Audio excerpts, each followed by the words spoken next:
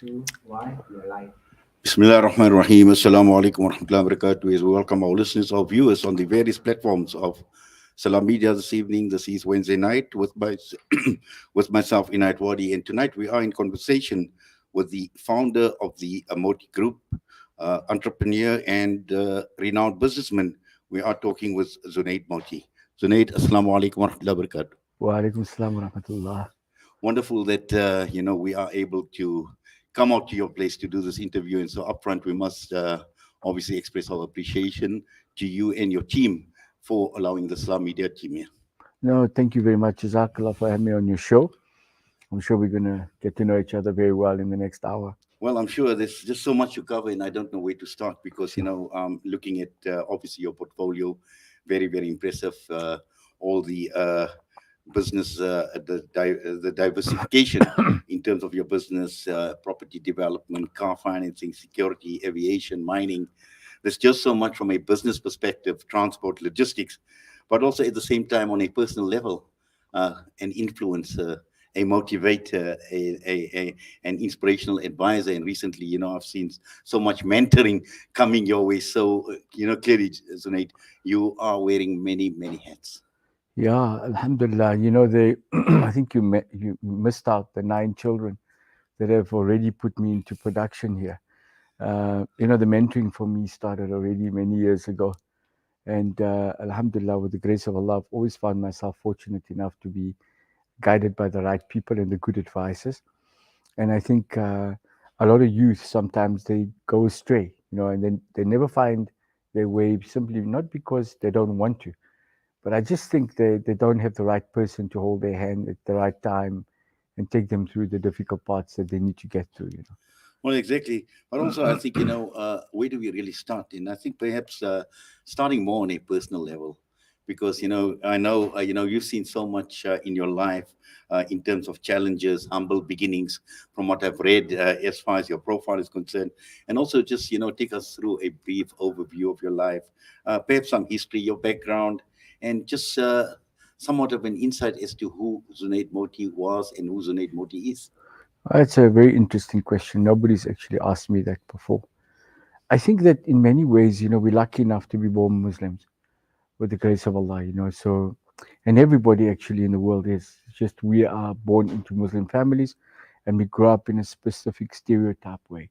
So our mentoring starts off right at home. And the mentoring that's given to us is the Quran and the Hadith. And the Hadith is something that we practice every day when we look at our grandfathers generally, and then our fathers, our older brothers, and so on. And we allow that to become instilled inside of us because it's a way of life. In Islam, with the help of Allah, is a way of life. It's not just the Quran that you need to read and absorb and so on. So we're lucky to start off there. And I was fortunate enough, my mother was a revert. And, being a revert in a small town can become quite interesting. I had little names. Thank God I became a little more tan as the years have gone on. But they used to call me Burki, when I was young at school. And my mother was new in Islam. So it put a lot of pressure on me to exceed at those elements. So going back to my history, I was fortunate enough to have a very good teacher in Islam. His name was Maulana Dawood, a very famous guy from Port Elizabeth. And I recall, in fact, Maulana Dawood, in fact, he used to be in Germiston. That's correct. And from Germiston, he came to Port Elizabeth. So That's right. He was Maustad as well. Sure. Oh, really? Yes, he was. Wow. Oh, that means you can't be that old. Otherwise, you're saying I'm very old. Maulana Dawood was a fantastic guy. He at some stage he made me realize the value of being Muslim. And at other stages, I just wanted to run away because, as you well know, he used to give a good beating on a regular basis. So I was in Port Elizabeth, and I started the HIPS classes with him. Unfortunately, I didn't complete them, but I was very little, and I started with him, and he was a solid guy, but abrasive. And I learned fantastically from him. The tajweed he taught, as you well know, he was very fanatical about that, and he was very fastidious about that. And then I grew up in this beautiful little town. I don't remember how many families, we were very few, but I do remember that there was never racial issues, and there was never issues that related to a difference as to whether you were Muslim or Hindu or Christian. I was fortunate enough that in the pre-apartheid, or should I say, the apartheid era, in our communities, we lived a non-racist life, and that's something that benefited me a lot today, because although we were segregated, we were still united. We're blacks, Indians, coloreds, and so on. But we were united. When one of our neighbors who were not Muslim had a problem, or wasn't white, or wasn't Indian, sorry, we would go out and help immediately. So we had that unity amongst us. We were very fortunate. I can never say segregation was good, but I do think that under the circumstances, because we adapted very well, we came out right at the top with the grace of Allah as Muslims, and as the black community as such. Yes, exactly. In fact, I can actually concur with what you're saying, and in terms of living in segregated communities, but we were united in purpose, and Sure. we're united in more ways than one. And traditions. And a lot of people who come into Africa as an example, and I talk about this a lot in Zimbabwe, is the fact that they don't understand our traditions. They don't understand how our minds work. They don't understand our cultures. So when you go into a new country as an investor, or if you're residing in a new country, you need to understand how the people live, what they aspire to, who they see as important in their communities, how their communities work, how their education, and so on. Anyway, I grew up in this little community. It was fantastic. And then I started going to school at Petersburg, which is about 55 kilometers by bus. And if it's a normal bus, that should take you like half an hour, right? But our bus used to take an hour 20 because you used to travel at 40 k's per hour from 6 o'clock in the morning. And although it sounds difficult, it was really fun because, as Indian people in general, when we were presented with challenges, we were exceeding at finding solutions. And it's community based solutions. So, whatever problems we were faced, as a community, we found solutions. And funny enough, all the guys were driving their little Mercedeses and their BMWs, and things were going on. Yet we all came into South Africa with the same rules and regulations of apartheid and segregation and all of those things. But I think that today, when I look back, I see our communities are moving out from one another. We moving into areas that are not so segregated, obviously. And I do see, like with my own children as an example, the emphasis on Islam education has become a little less than it was in our time. So I'm very particular about that in growing the kids up with that and instilling in them that way of life and expressing deen into them all the time in all your actions, in all your doings, in the way you eat, in the way you sleep, in every single action you make. You've got to bring a little bit of value to them. So, but let me tell you after that. So I went and finished up my education at St. Albans College in Pretoria. There was a bit of an eye opener for me, I must say. I was one of very few non-white people at the St. Albans College in Pretoria. It was a fantastic college. It was where more of the wealthy people would have gone, and very big cultural shock. I got to St. Albans College, and as you know, in the Indian and colored schools those days, you used to wear the stovepipes, the pointed shoes, the tight shirt, the thin tie, and so on. When I got there, I was given some long socks, a pair of grasshoppers, some shorts, a blazer, and like a funny hat, which I don't remember the term now. And then I was looked at myself in the mirror and I went, geez, my future doesn't seem like very good here now. And obviously, coming from a very small community, I find myself now trying to fit in and once again adapt. And that wasn't so difficult. But there was 99% white people and maybe 1% black people in the school. And it was a challenge for me because I was in sort of working my way up the races and getting into the education system was tough. I think it was the House of Delegates, if I'm not Correct. mistaken, our Yes. education thing. Rajbansi's time. Yes. And then we went to the TD, the Transvaal Education Department system, and so on. But everything went well. And then I came out of school and I realized, listen, you know what? I have really nothing to lose. I'm poor. I don't have much money. My mother needed a home, a house. So I decided, look, I'm probably the most dangerous man I know because I have nothing to lose. Nobody listens to poor people. Nobody hears them. Nobody sees them. I'm sort of invisible. I got to do what I got to do to make some money and make a change. And I was a little bit upset because I felt that the world owed me, which is the wrong way to feel, but I was a young man. That's how I felt. So I went out there. I knew it won't be easy. And I started various businesses, got into various trouble. It's where I earned this controversial um, reputation along the years. But at this point, the media company would love me to say that I have never been prosecuted for anything and I have no criminal charges, just so you guys know. Well, Yeah. definitely. In fact, while you were talking about the bus, I read something about you, and I know you had a special relationship with this bus. I think it was your grandfather's bus. Yes. My grandfather, his name was Abu Bakr. He was a good guy, and I only got to know him later in my life. When I say later, I was a kid. I first went to stay with him as a 5-year-old kid. His name was Abu Bakr. And, all I remember about my grandfather, like most Mammons, as they get older, their ears get bigger for some reason. I think it's genetic too, where we come from. I just remember this man with a massive nose like mine, maybe bigger, and these massive ears, and him always giving me advice.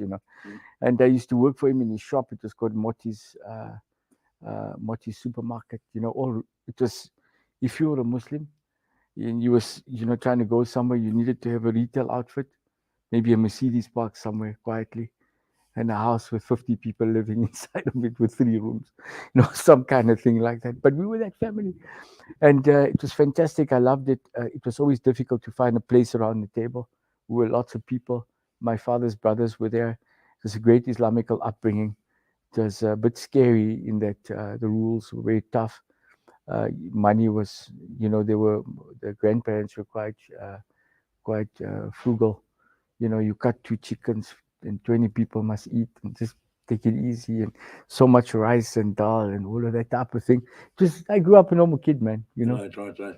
Well, definitely. But just obviously looking at your background and how this has actually shaped you Yeah, as a human being, how this has shaped your future, how this has shaped you in the business world.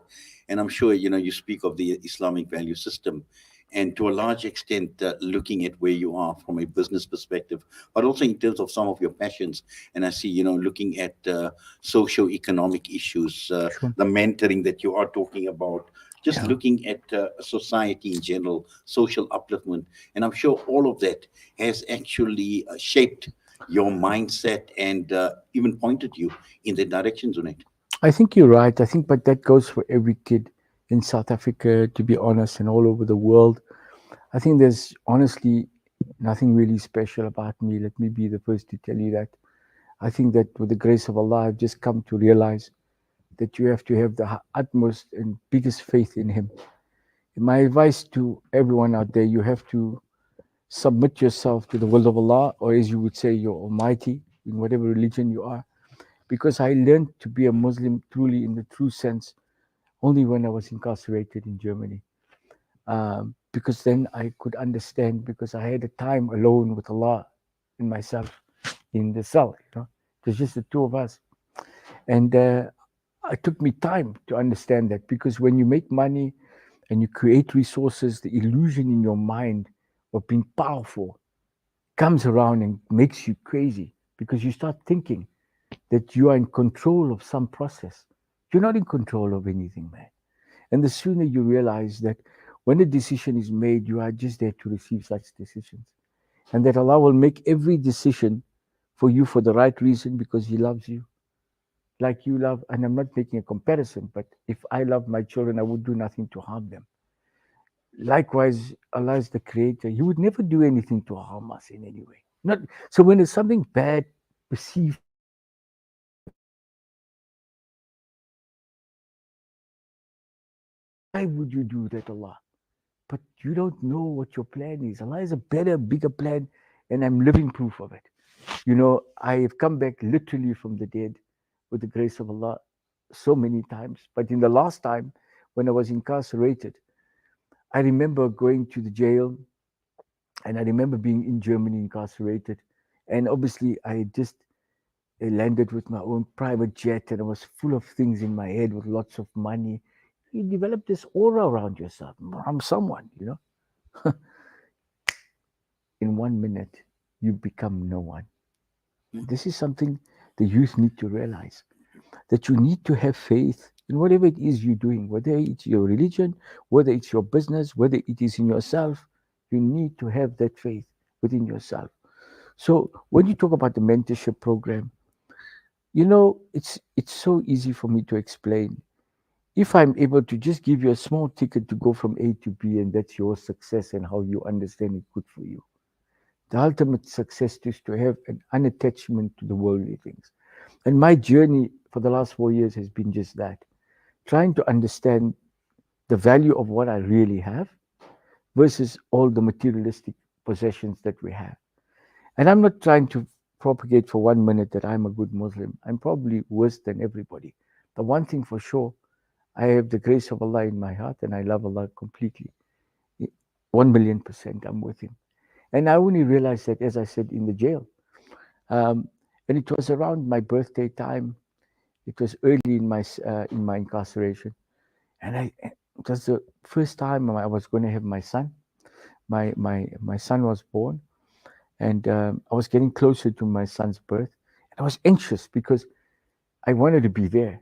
But all the other children that were born, I wanted to be there. But at some stage, I took for granted a lot of things. Now I had to sit back and sort of realize, you know what, Zunaid, this is one time where you're not going to be there, presumably. Prepare yourself, but know that you were there for all the other times and that you needed to have appreciated that more. So there's a reflection time for me. It was a great reflection time for me because I didn't know how to keep myself occupied. So I would pray, and every night I would pray my 5 salahs, 5 times prayers fully, and at night I would read 100 rakats, 20 rakats at a time. I didn't know it was right, it was wrong, it was allowed, it wasn't. I wanted communication from Allah. And after many, many nights and many crosses on the walls of all the days that had been going by, 1, 2, 3, 4, 5, 6, and then that's a week. I started to realize the weeks were packing up on the wall. The wall was getting full, and I was getting lonely. So I then realized, look, there's no way out of this. I had been subpoenaed to Russia to serve a sentence.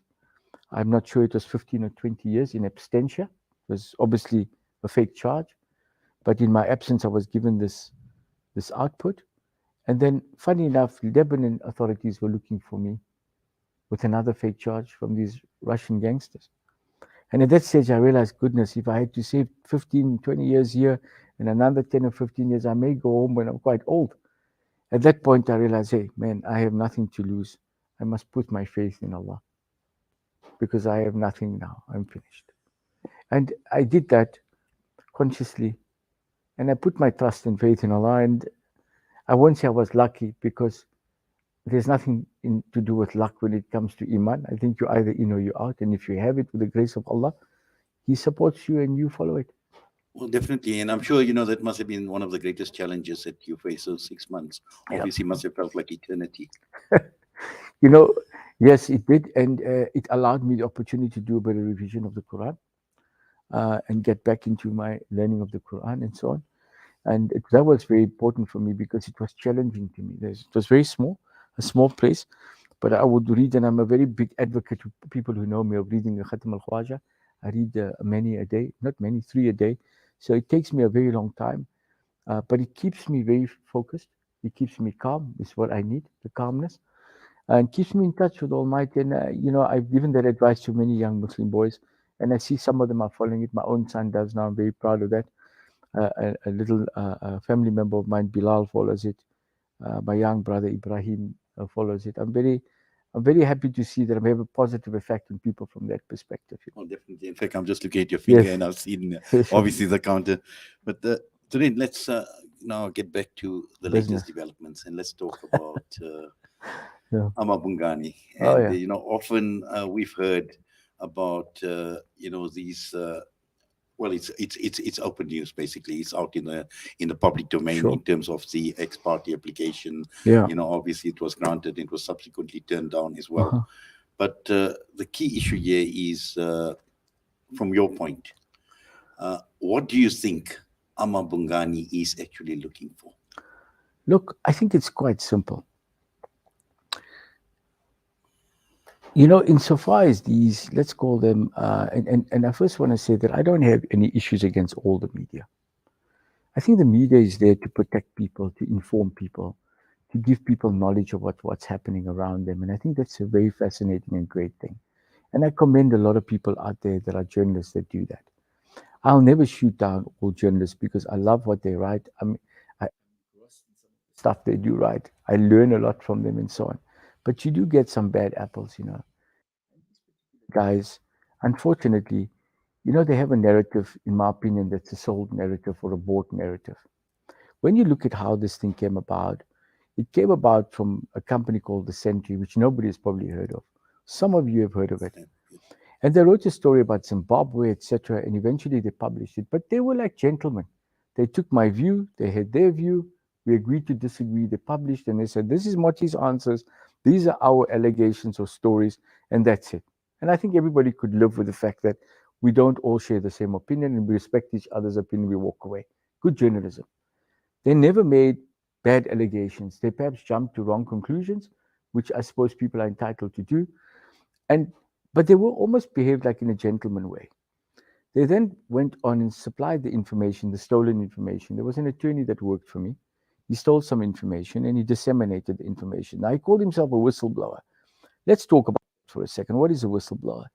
A whistleblower is someone that's upset in a company of their conduct or working for someone that has a poor akhlaq or conduct.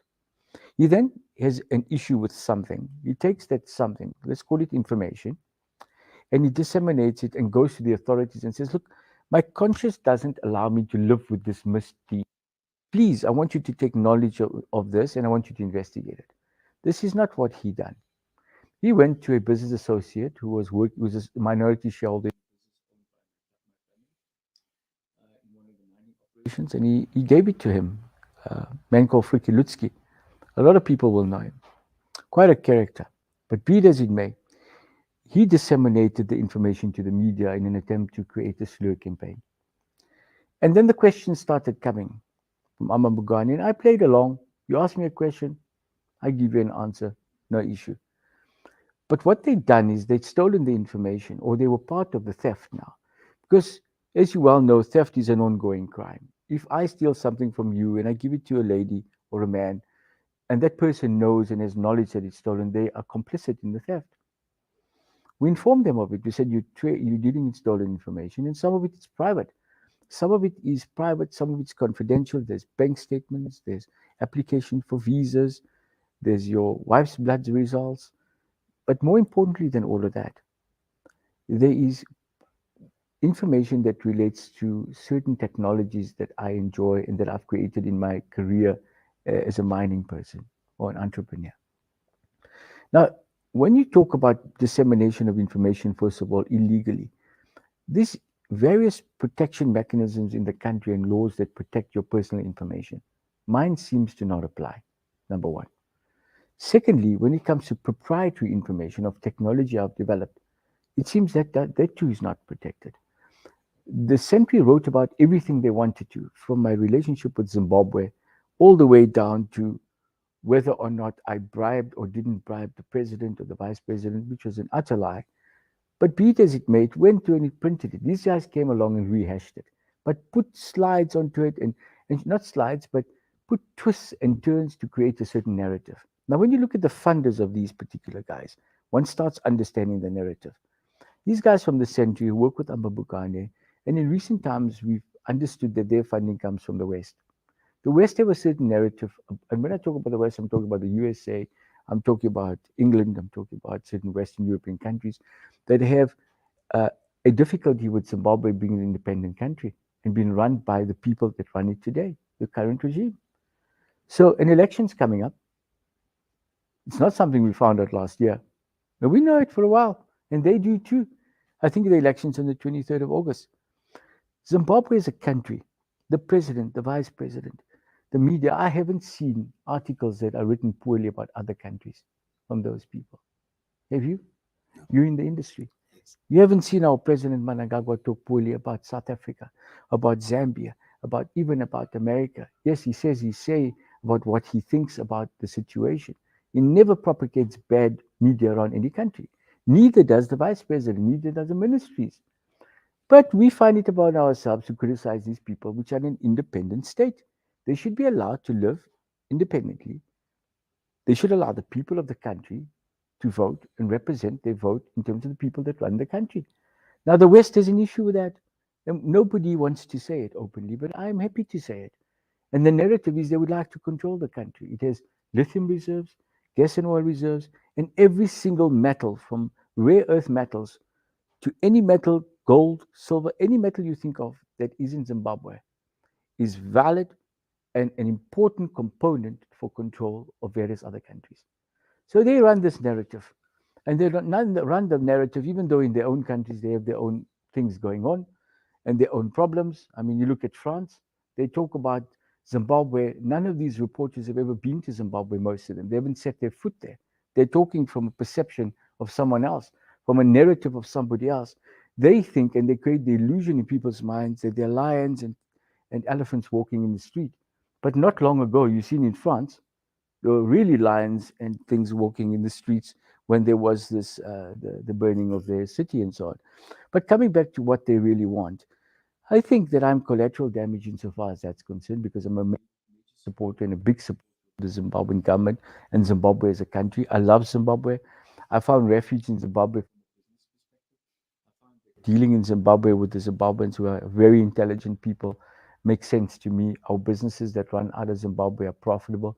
There's an element of the Zimbabwean government wanting to work with you to create employment, to create fiscus, etc. And you know what's interesting about the country? They create real money. They go and they mine gold. They take the gold, they convert it into currency, and they pay bills. But they don't just print money with no resources behind it like other countries do.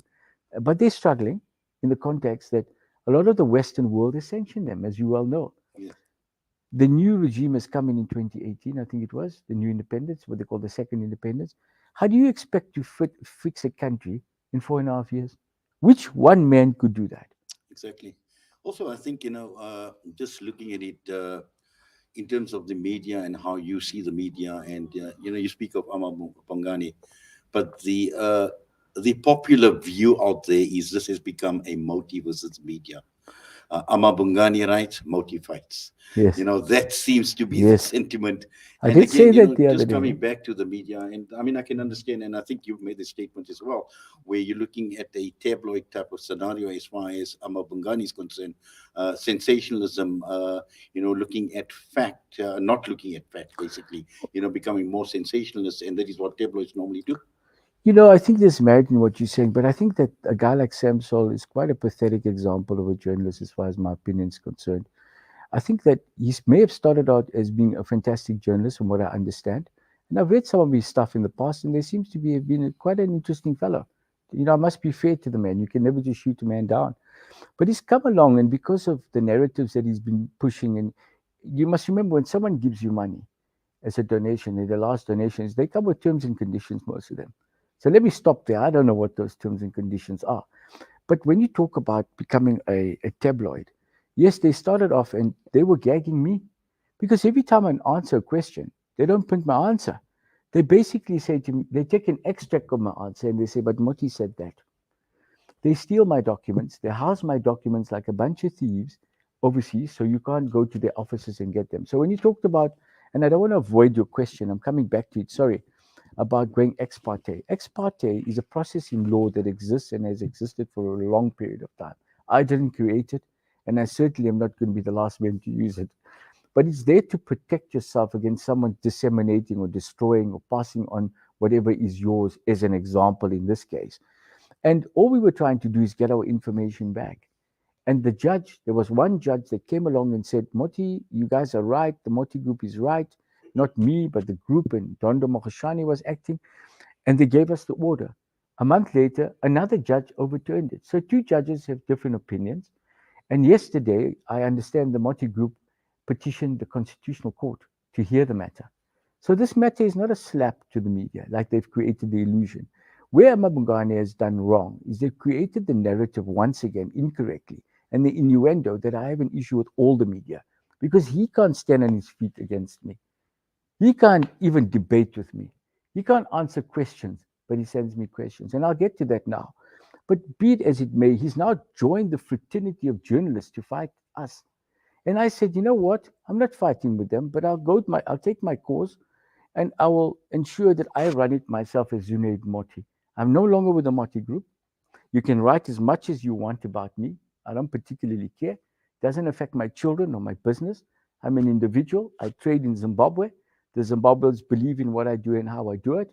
So my business is unaffected in Zimbabwe. My children continue under the leadership of Dondo Mohoshani, whom you know is the ex-DG of finance, a solid guy. No skeletons in this man. I checked him out before I put him in charge of that particular ship. And funny enough, he checked us out. He did his own due diligence. Are you bad? Are you good? Are you a bribing company? Are you involved in government business? I don't do any of that. And what they're doing right now, there's an old saying, and I'm sorry to use it on your television show, but if you throw enough shit at the wall, at some stage it sticks. The reality of the matter is there's nothing sticking for these guys, and unfortunately they're upset. So as it turns out, the Moti Group is now petitioned this constitutional court to look at the issue, and the issue at hand is a simple one. If you steal something, and I give it to a reporter or I give it to an investigative journalist, it does not absolve you of the crime that you committed. Can you imagine for 1 minute what this country would look like if a disgruntled guy or a big attorney firm went and downloaded all their files and disseminated it to the maggots of amaBhungane and the likes? There would be no confidentiality with customers. There would be no privileged information. There would be anarchy in this country. So you steal information, you're getting a divorce, you may think it's private. You keep it. All of a sudden, it's in the Sunday Times. And you're not and where is the public interest in that? There can't be a public interest in that. Some people are not public figures. Some are.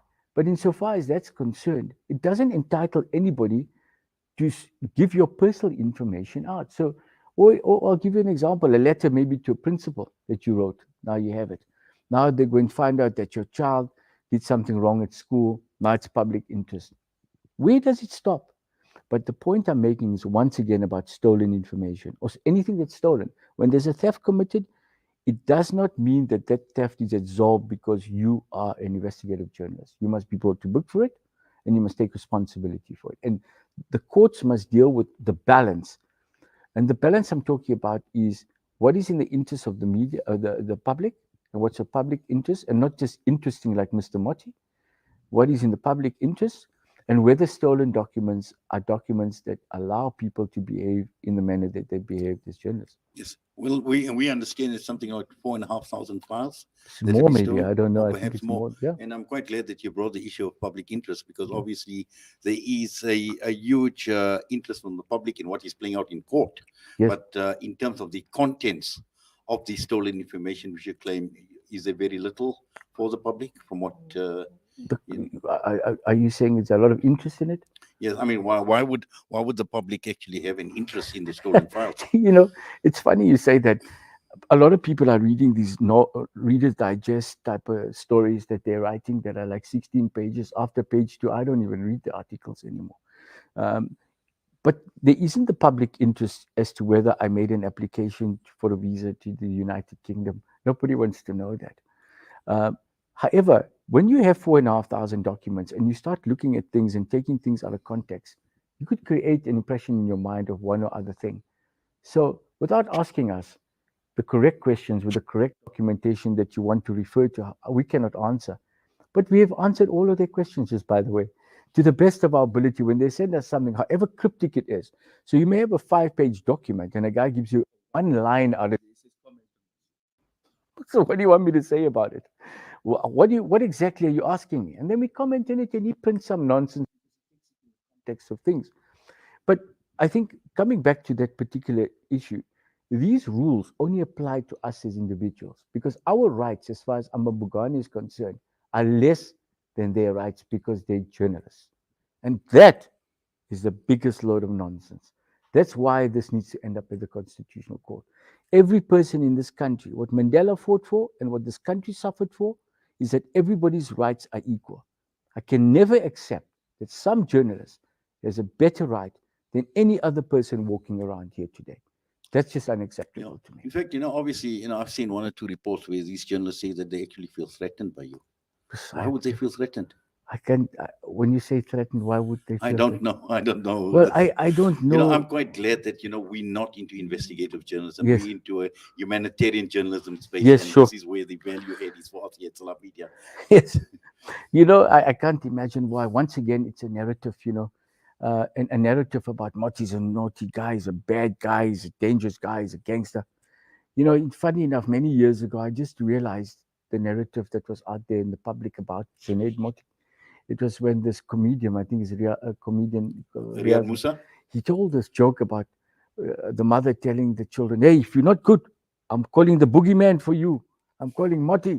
I was like, "Whoa, are you joking?" I was listening to the podcast, or sorry, I was listening to the show and all of that, and I realized, I'm perceived as a very scary person here. Huh?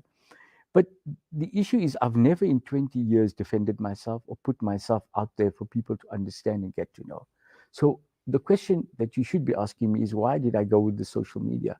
And I'll explain that to you. It's my way of telling people the truth. It's my way of telling them my truth. It's my way of letting them get to know me and understand what it is that's behind me. I'm not saying I'm the best guy in the world. My wife can contest to that. She tells me daily. But the reality of the situation is that I just want to be me and I don't want to be anybody else. But I also don't want to be perceived in the public as someone that I'm not. So I went in the social media because I also know two things. I don't particularly want to go and buy a News 24. It's expensive. It's not profitable. It doesn't make sense to me. Do I want to be an amaBhungane? Hell no. I mean, geez, I would really not want to be in that space. Do I want to buy a radio station? I don't know what I'd do with it. Do I want to buy a television station? It's a full time job and there's better money being made in the mining space, to be honest. So, what is next? How do I communicate with the youth and the people that I identify with, also the old people? And then I realized my father was looking at social media. This is a long time ago. He looks at this TikToks and he looks at all of these. I said, Dad, what you looking at? He said, I'm seeing what's happening. I said, but aren't you watching the news? He says, yeah, but that, the people don't tell the truth. At that point, I said, no, man. If a 70, 80-year-old man is telling me this, I'm a little bit behind with where my head should be. I said, okay, let me go into social media. Let me put my perspective forward. But at the same time, let me use it productively. Let me help some kids. Let me help the youth. My son is 25. He's part of this youth. I've mentored him since he was 13 years old in business and so on. And why should I not be doing that part time and spending my time wisely that I have? So I went into that, and I'm happy to say that on a good day, I can have 2 million views. On a very good day, maybe 3 million views.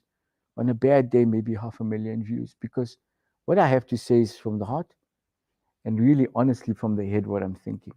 I'm really not trying to impress anybody. I don't have to show them my homes. I know they like the cars, so I encourage the young people to see one or two of them.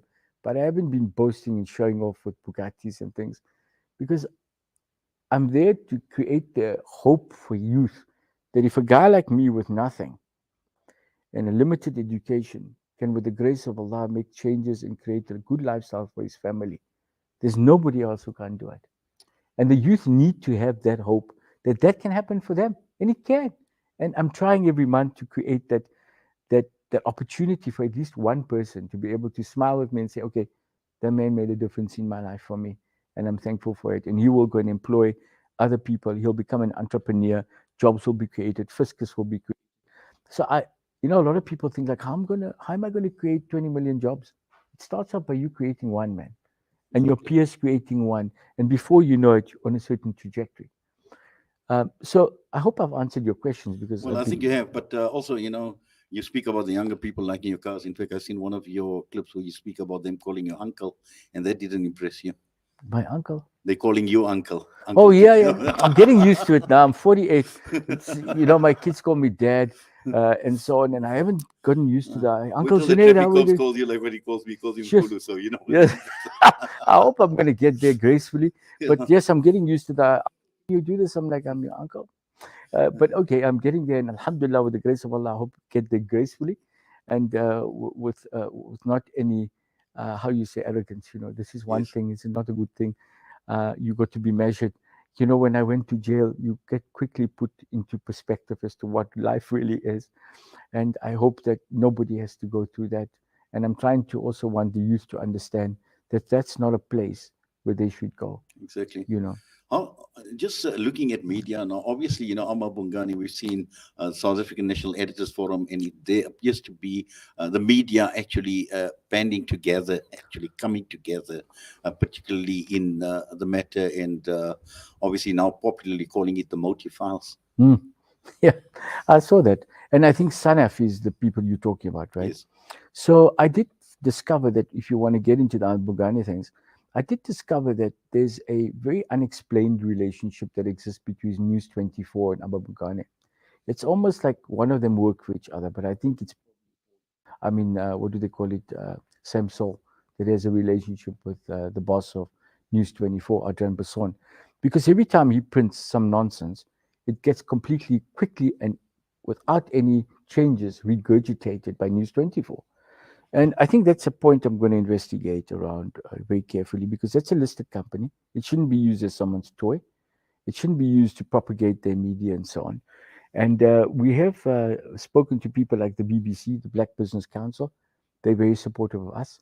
So you talk about SANEF, we talk about 2.2 million people from BBC that have come out and supported us. We talk about other institutions that have come along and supported us as well within South Africa as Black people. What concerns me is that I'm seeing something which is unique and something that is a bit concerning, as I just mentioned now. The issue that I'm seeing a bunch of white editors place a lot of pressure on Black businessmen. And I'm seeing that coming through now. Now, people may say that I'm using the race card, but I'm not here. I see a bunch of white guys trying to bully me, and I'm not going to let that happen. It's not going to happen on my watch. And they are getting a good understanding of that. I'm fighting for what I believe is correct. I'm giving my perspective very clearly. I'm playing within the rules, but they know better than us out there. But when you talk about Adrian Basson, you talk about Sam Sol, then you talk about the guys that associate themselves with amaBhungane, the Mail and Guardian, all of these type of guys. It's a little club, but it's only that club. Now they're trying to join the whole of Senaf into this thing. And it's quite disingenuous because they have no issue when we have no issue with them because they didn't steal anything from us. They've been kosher with us. And maybe I should say halal. I'm just using it as a passive word now, but they've been okay with us. They ask us questions, we answer them, we go through. But if I allow this to continue to happen, I would not be defending the future generation coming forward. I'd be doing a disservice to my kids because the narrative of my family will still be consumed where it is. Interestingly enough, those rules of this of how they report only apply to us individuals. Why I say that? If you remember, Sam Sol and his chairperson from amaBhungane was recently he resigned. But that was only after we had pushed the right sources to give the information to demonstrate that the chairperson was involved in sexual harassment of young women in universities. Now, can you imagine? Look at this. Here's Sam Saul pretending to be this wonderful, fantastic guy, and I have given him accolade for the past. But here he comes along. He's an investigative journalist, and he's got a sex predator that's there under his doors, under his administration, or should I say, working with him. And he's protecting the guy. I sent him 25 questions. I said, please tell me, what did you do? Have you conducted an investigation? Are you intending to report on this? It's public interest. This guy was so ridiculous that he would leave apples on the tables of people, or of young girls in universities to suggest that they should come and see him afterwards or that he liked them, starting asking them out and doing whatever sexual predators do. And I don't want to get graphic on television now. But man, do I want my daughter to be in that position? Would you want your daughter to be in that position? Would you want to know things like that have been now resolved? Would you want to know that people like that have been taken to book and are now the children are protected against nonsense like this? And I got so annoyed because previously, while I was chairman and CEO of Moti Group, I had an incident that happened under my watch in my company. A senior person was accused of sexual harassment, who was my CEO. And at that point in time, there was no evidence at all to prove in any way that he'd done something wrong. But because three or four ladies came forward, I said to myself, if there's a 1% chance they're right, I give them the 100% value in doubt. So what does that mean? We parted our ways with all parties concerned. I looked after these ladies as employees or previous employees of my company doing the right thing. Whether or not they were right or wrong, I can't say. I didn't judge it. But I can tell you there was no evidence to suggest that he was guilty. But nonetheless, I acted immediately. I didn't take one day to decide that we must handle that. And in a space of a few days, the matter was resolved. We parted our ways. All employees in this issue were released of their responsibilities. Now, if I could do that as a private business owner, this is a man working in a university, in a public place with young people that are impressionable and that are also at their mercy and taking advantage of them. Yet, he refuses to have an investigation. He refuses to report to the public, other than he's now resigned and goodbye. But now that proves that these dung beetles, they don't are not able to investigate their own issues, and they argue they didn't know. Their investigative journalists, is their job to bloody know, man. They must know these things. Yet our daughters go there, and Sam Sola runs around, hides away, and doesn't come and give a responsible explanation. So I'm just giving an example of the type of people we're dealing with here. Now, I don't want to say all of the people at amaBhungane are bad because I don't know them, but I do know that this normally, when you have a snake, the very dangerous part of the snake is the head, isn't it? You know Exactly. what they say about snakes? They never change, they just grow bigger. So, anyway, that's my view on the guys. I hope with the grace of Allah, they will find it within themselves to create the change necessary so that amaBhungane can become once again a place where people can respect, people can look upon and look seriously at them. A lot of people ask me, Moti, but what are you concerned about? And it's not about concern, because I'm not concerned about anything with the grace of Allah. What I'm annoyed about is that think they have the right to take my information, steal my information, and I should keep quiet about it. One. Two, that they think they could write these slanderous stories and I would keep quiet about it. I don't need to anymore. It's a fair fight, no issue. The company and Dondo will go to the Constitutional Court. And if they want to play in the social media, their reach in the social media is nothing. Nobody listening to them, nobody even likes them. Our Muslim people, most of our black people know exactly the type of serpent behavior they have. They know they hired guns. I receive the comments on my social media as to what people think. I don't want to repeat it, but it's not positive. Let me put it that way. I can't see them make a difference in people's lives.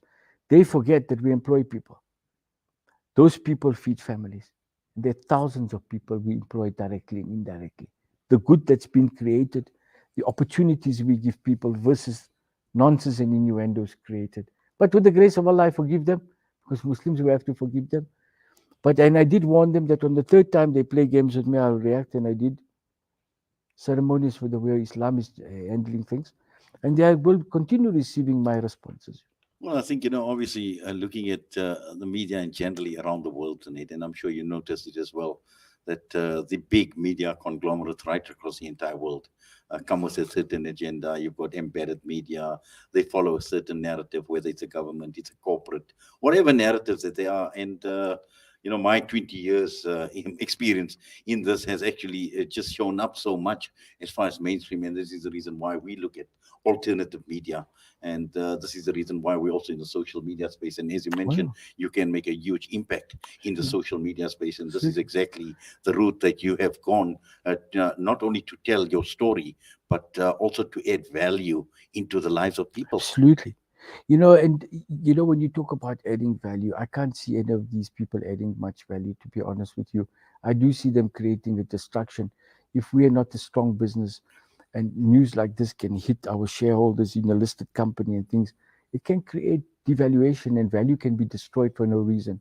And if the articles are wrong, in most cases with amaBhungane, with us, they've been wrong, it creates a loss in your reputation, in your business. If you were a listed company, it could have affected us. Where do you go and claim those losses from? A bunch of journalists sitting somewhere writing stories with less balance sheets. How are you going to sue them? What value are you going to get back? Can you put yourself in the place you were before they wrote the article? So they have a whole court system themselves, judge, jury, and so on. Verdict. They have it in the media. You don't know. By the time you look, everyone in the Muslim community say, "Ah, you see that guy's a chore." They don't. You don't know nothing. By the time you get exonerated, you go to court, you prove you're innocent. They print a small piece. Somebody say, "But it was, He was exonerated. He's an innocent man. Nobody cares.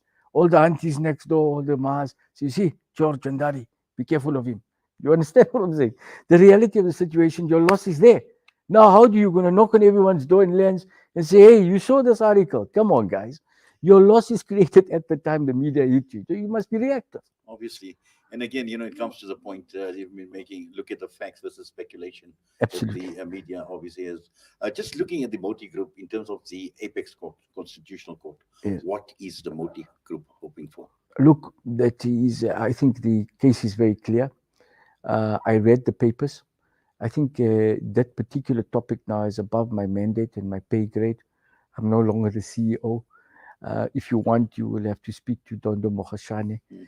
He's a very focused man. He's a man that believes very much so in ensuring that there's good compliance in all matters.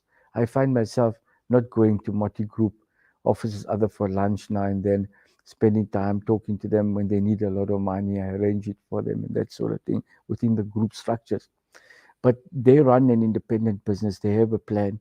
I think their constitutional rights issues are being debated, and they have good counsel. That much I can tell you. Their points are very significant, and I encourage you to speak to Dondo about it in a short interview. Maleka is one of their senior counsels that are debating the particular issue, and a few other very senior counsels in there. So I do have belief that there will be something positive that will come out of this. And no matter how small it may seem, these are the steps of change that need to take place to allow every person to feel that that their rights are not impinged, or that their rights are not forgotten as normal citizens in South Africa. Um, Insofar as our contribution to the youth, that is where I'm really spending some of my time, other than doing my work in Zimbabwe. I think our youth is so talented. What I see coming out of Moti Moves, wow, man, it's just amazing. It's just, I can tell you, there's so much talent out there. Last month we gave some finance away, or I did, through this particular initiative, to a man who was blind. You saw that, right? Yes. And he's now developed a particular prototype where you can use the stick as you would use a pregnancy test to establish whether a woman has breast cancer or not, and Oh, what stage. it's, How can you deny someone like that? And he's a blind professor. Everyone said, don't become a professor. Today he's done amazing stuff. He must be rewarded. This month we've got exciting stuff coming, and every single month, if I find opportunities to uplift the youth, you must remember the youth today are the leaders tomorrow, exactly. strictly speaking. Exactly. Let's invest in them so the leadership is in a position where it is secure. Zunaid, what you're saying is so true. And, what you stand for actually just brings back to mind my late father. Oh, wow. The night before he passed away, it was on a Thursday night. And he gave three bits of advice to someone, which is exactly what you are talking about. One is the passion for Islam and spreading the message of Islam. The second one, he says, is I'm concerned about the youth, the future of the youth. And the third, he says, work amongst the poor, which is exactly through multi moves, which is Yes. what you're trying to achieve. You know, thank you for that, for sharing that with me. I appreciate it. Mine are very similar. Mine is please pay your zakat to protect what you have and be happy with what you have first. Because by being happy with what you have, Allah will give you more. Almighty will give you more. But just be happy with what you have, whether it's in your personal environment or whatever you have. Just be first happy with it. But pay your zakah. Secondly, look after your mother. You know, my biggest asset and the biggest thing I had in my life was the relationship with my mother. You see, and I lived with her from the day I was born to the day she died. Okay. So, and I never let the issue of marriage and children interfere, because I Mm-hmm. could get another wife. You know what I'm saying? Mm-hmm. And Allah could give me more kids, but He only gave me one mother, so I had to sort of deal with it in that perspective. So look after your mother, because she's the only person that's actually going to want what's good for you for no reason whatsoever. Then obviously your father is a little bit behind you, but he is there. But first your mother. Pray your salah as best you can, and be always in contact with Allah. Don't deny that relationship to manifest. Don't be shy Whether you're talking to Allah in your car, whether you're in the masjid, don't be shy. Allah subhanahu wa ta'ala is everywhere. You don't have to go to the masjid to speak to Him. You can be in wherever you're sitting and you can be with Him. And lastly, and most importantly, be equitable in your dealings. Just be fair. Sometimes it's painful financially, but trust me, as you go along, you find that that was the good decision. But in hindsight, you see, the good things that happen in life, you only see in hindsight. Sometimes people think about bad things that have happened, but when they go back 2 or 3 years or forward, sorry, they look back and they say, oh, wow, that was a good thing. And bear in mind always that we can't be sitting here today without everything good and bad that happened in the sequence it happened at the time it happened with the grace of Allah. That's the only reason you can be here today. Oh, absolutely. Because Zunaid, I think we've just come to the end Oh, of wow. this Okay, I didn't discussion, realize. and I Thank you. didn't want to call it an interview. That's why I Okay. called it.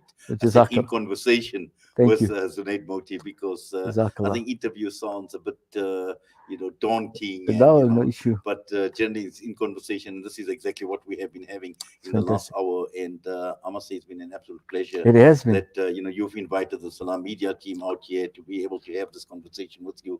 And as we know, it has been out in the public domain, and I think it was important Thank you for for us. giving me the opportunity. And in closing, I just want to appeal to all the youngsters out there.